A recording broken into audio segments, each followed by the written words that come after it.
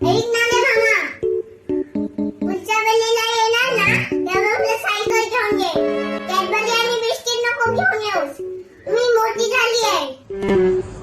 लाडात आलीस काय? हे बघ, जे मिळतंय ना ते घे गप. आणि हां, सायकल नाही मिळाली म्हणून मामीशी माझी कंप्लेंट करशील ना तर विसर.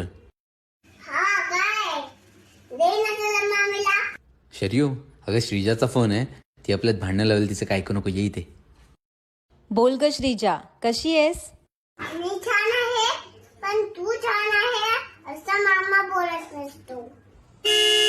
म्हणजे जाऊ दे, मामा काय बोलला असेल ना, तुम्ही तुमचं भांडण लावते म्हणून.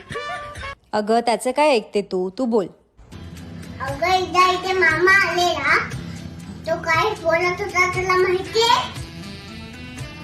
सल्लीला आणि खरी साखर आणि अजीला मोठं त्याच्यातला काही फरक कळत नाही. एक दिवस जात नाही की बाई मला उलट नाही बोलली. मी तर माझ्या मनात विचार केलेला की माझी मामी खूप चांगली, मला सायकल पण देऊ शकते. हो ग माझी लाडो, पुढच्या वेळेस येईन ना तेव्हा नक्की सायकल घेऊन येते, ठीक आहे? जब तक मैं तुम्हारे साथ हूँ, तुम में बचाने वाला